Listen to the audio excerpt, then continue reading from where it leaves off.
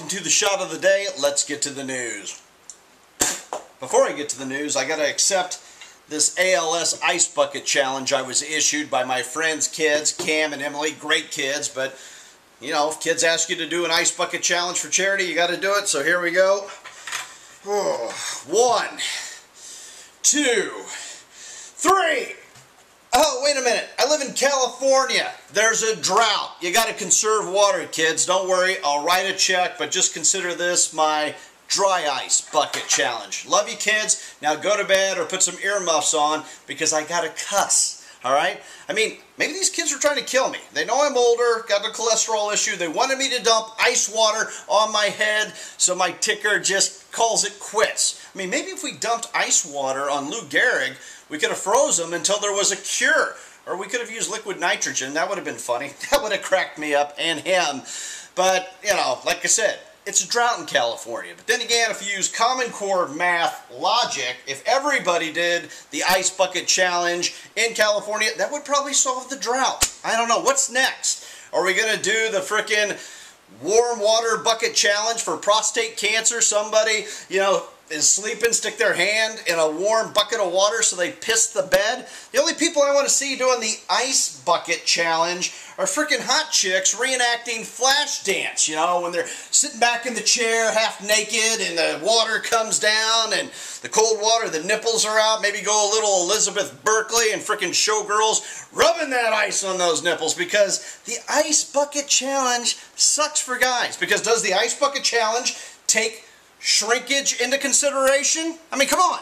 Shrinkage. You do the ice bucket challenge, I can't leave the house for a week because I'll be hung like a light switch. That's not fair. That's not a challenge. That's just embarrassment. At this point, maybe we should have some sort of ice bucket challenge in Ferguson. Have NWA perform, and they can throw cold water on all the rioters and call it the Ice Cube Bucket Challenge. Let's go old school. Bring them all back. Vanilla Ice Bucket Challenge. Iced Tea Bucket Challenge. Let's solve those problems in Ferguson. Let's go to the update there where, you know, I don't know who's handling the situation in Ferguson. It must be the same people that are handling the ceasefires in Israel and Hamas. It just seems to be getting worse every day, and I blame the media a little bit. Yeah, we have to have freedom of the press, but these dudes are like trying to put out a fire with gasoline.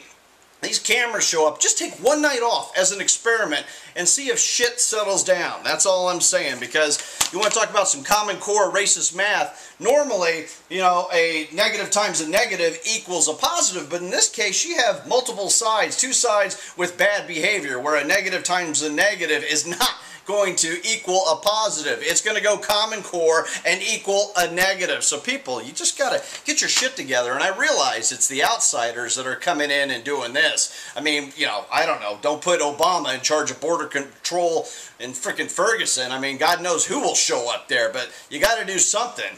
I mean, they're voter ID. I mean, they're pushing frickin' voter registration. You know, the Democrat Party is pushing voter registration right down the street from the Mike Brown Memorial. And, you know, as Democrats do voter registration, I guarantee you, the first person to register to vote will be Mike Brown.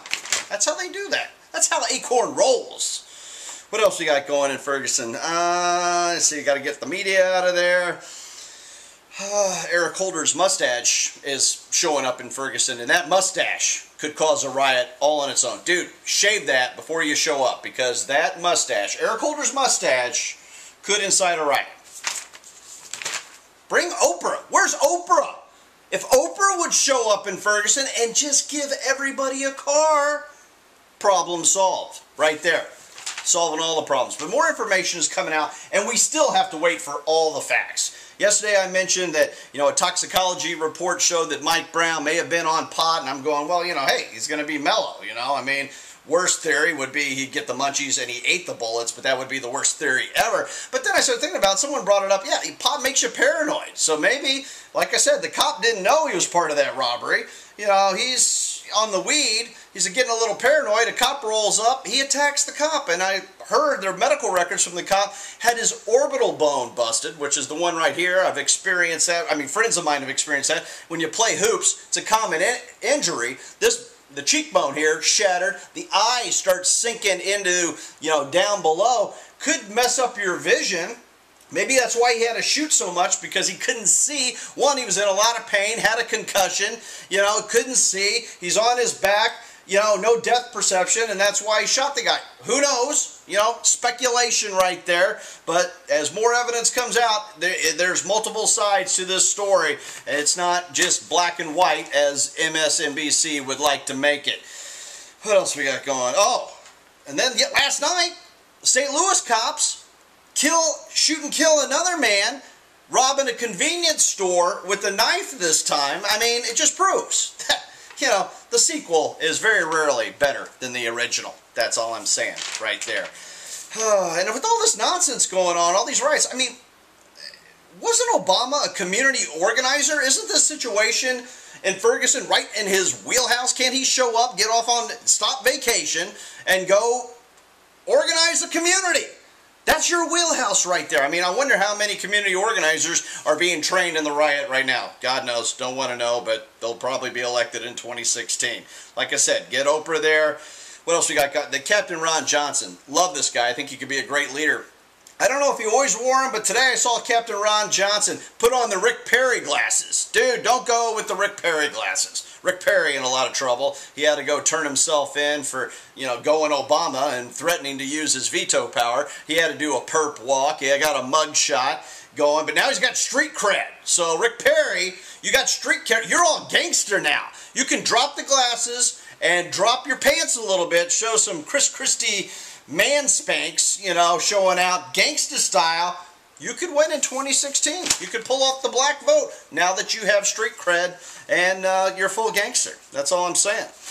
What else is going on in Ferguson? Well, we got McCaskill. I'm not going to get into that asshat. She's the senator there. She loves a police state. I know for a fact because she tried to arrest my father, who was a journalist, surrounded the frickin' his news station with a SWAT team to get a videotape. This chick, you don't want her in charge of the frickin' riot police or the National Guard. She is total police state. But let's face facts. I mean, I feel terrible for Michael Brown's family, regardless of who's to blame here. Mike Brown's family suffered a great loss, and they're not being allowed to grieve because of all the ass-hattery going on that's being imported. Let's outsource that shit. You know, let's outsource those rioters to frickin' Iraq to fight ISIS at this point. If you gangbangers, you don't want to shoot something up, let's send them to a place where they can shoot something up that'll do some good. I mean, show some of these kids that are throwing those Molotov cocktails. Clock those arms. They're throwing 90 plus. Get them a scholarship. Get them in school. Get them jobs. I mean, there's the #1 problem. The economy sucks, especially in that neighborhood. Yeah, I'm sure there's some racial issues. That will always exist. But this country is the best country in the world when it comes to racism in today's world compared to the rest of the world. Look around, people. Open your eyes. But the #1 issue is it comes down to all these asshats looting and stuff, trying to get Al Sharpton a pair of 9.5 Air Jordans. You know, their issue is they come from single-parent families, which it doesn't work, and there's an epidemic of this in this country, all right? Dads aren't around, especially in the African-American community. Look at the statistics. Ferguson has so many daddy issues that the whole city, you know, could become strippers. Maybe there's your jobs. You got the daddy issues? Open up a giant strip club. Everybody works. Everybody's on the pole. At least you're doing something and not, you know, looting. That's all I'm saying. And I mentioned next subject, jumping all around here, because I'm going to have an ice bucket challenge here myself. I consider a real ice bucket challenge drinking a fishbowl margarita on the rocks. We'll get to that here shortly, but we talked about Rick Perry. Let's talk about Iraq. I brought it up, ISIS. Breaking news. It hasn't been confirmed. I think it's pretty close to being confirmed. These radical Muslim, camel molesting savages, ISIS, has beheaded an American journalist. I believe his name is James Foley. Like I said, there's a video out there. It has to be confirmed for authenticity. You know, I hate to jump the gun, but if it did happen, you know, rest in peace, James Foley. You're a hero. I mean, these journalists these days, they go in these crazy places. Like I said, that's part of the problem, you know, like in Ferguson. They should be more on the sidelines, not in the game. You get in the game, you're going to get hit going across the middle, all right?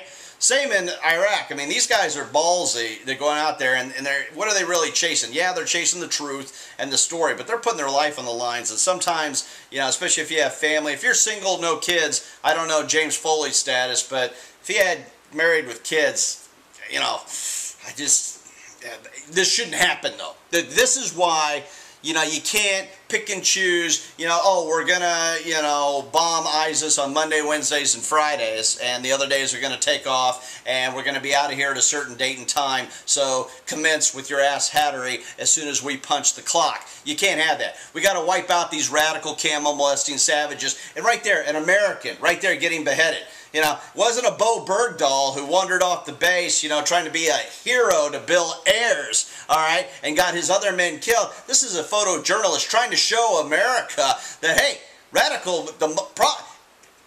Islam is a problem.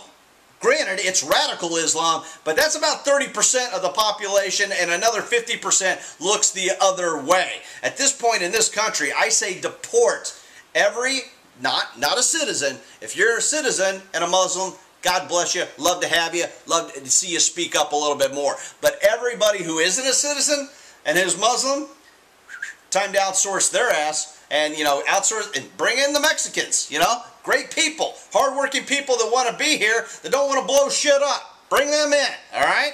Give amnesty to those kids coming across the border. Get rid of the non-citizen, you know, Islamic jihadists. You know, any non-citizen Muslim, because it's only a matter of time before they go frickin' crazy. Burqa!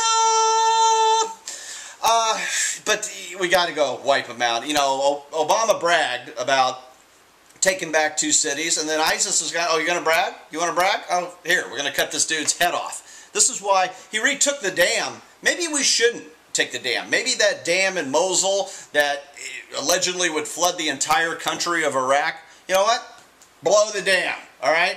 Let's give Iraq a well-needed bath. We'll consider it one big giant waterboarding, clean the slate, like I said, then maybe nuke it, turn it into a giant piece of glass, and a solar panel. There you go. But, you know, at this point, give warning, just look, we're going to blow the dam. We're going to give this country a bath, get rid of these ISIS asshats, surfs up. You know, hey, radical Muslims, if you want to get out of the flood here, maybe make friends with the Jews for a change, and maybe they'll send Moses over to part the water so you don't all drown. But I say drown the asshat, radical, camel molesting savages. ISIS, we got to wipe them all out. There's no half-assing it. They'll just keep coming. We got to go, yep, kill them all. Let Allah sort them out. That's the only, I mean, and I think they have another journalist, all right? If you traded Obama, if you traded frickin' 5 terrorists for a guy, an alleged traitor, Brody Bird Dog, you know, maybe, you know, help a brother out who's trying to tell the truth. But maybe that's why, you know, Obama isn't helping these guys out. You know, Obama's message, you know, with Benghazi is leave every man behind at this point. But we got to go in and get these guys, you know, or at least before the sword hits the neck. The red line, you know, this guy got beheaded in Syria. They probably drew an Obama red line on this dude's neck as a marker, as a guide. It's sick, it's sad. But before the next guy gets beheaded, freaking nuke him. You know, so they all go, and the dude doesn't feel any pain, all right? We got to solve the freaking problem, and the problem ain't talking, okay? It ain't talking. You're all hat, no cattle. It's time for a stampede. And the frickin' cradle of civilization. God knows how they ever got that title over there. But like I said, the more dead camel molesting savages, radical Muslims, the better. And it's time for the frickin' good Muslims in this country to frickin' protest against the radicals, alright? You know? Frickin' do something. That's all I'm saying. Stop with the ass hattery silence. Good Lord. What else we got to talk about?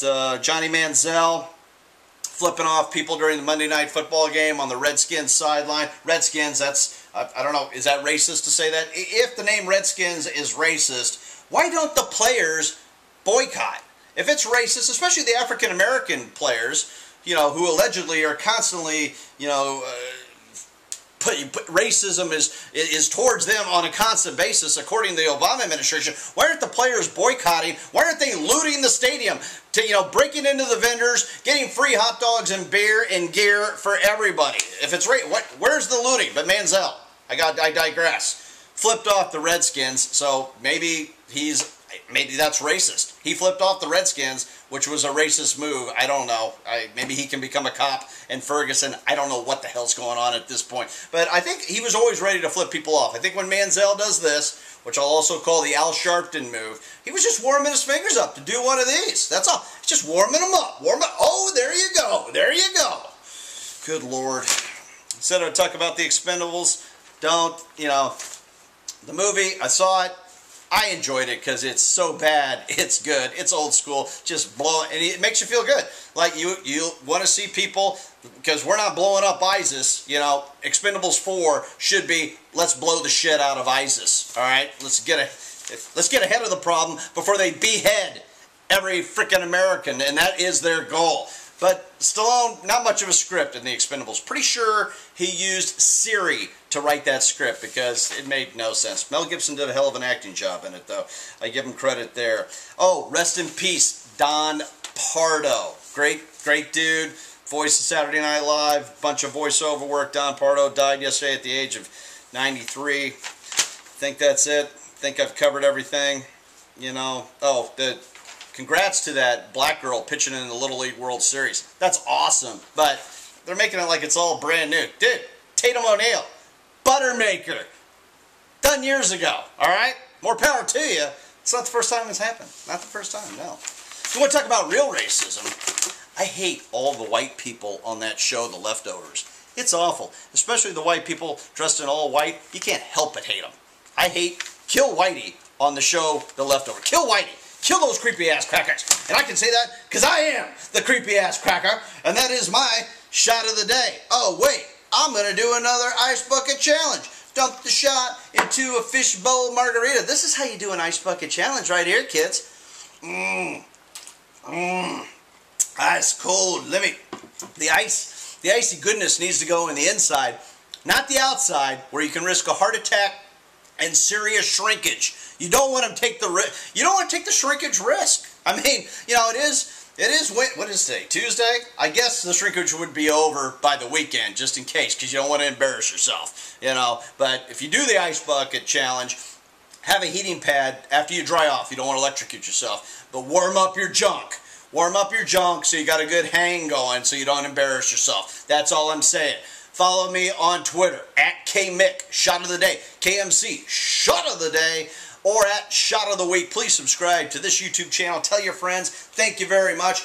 God bless America. God bless Mike Brown's family. God bless James Foley's family. God bless James Foley's family. You know what I mean. God bless them. And frickin' double hammer strike and triple bitch slap those camel molesting savages that call themselves ISIS. Kill them all.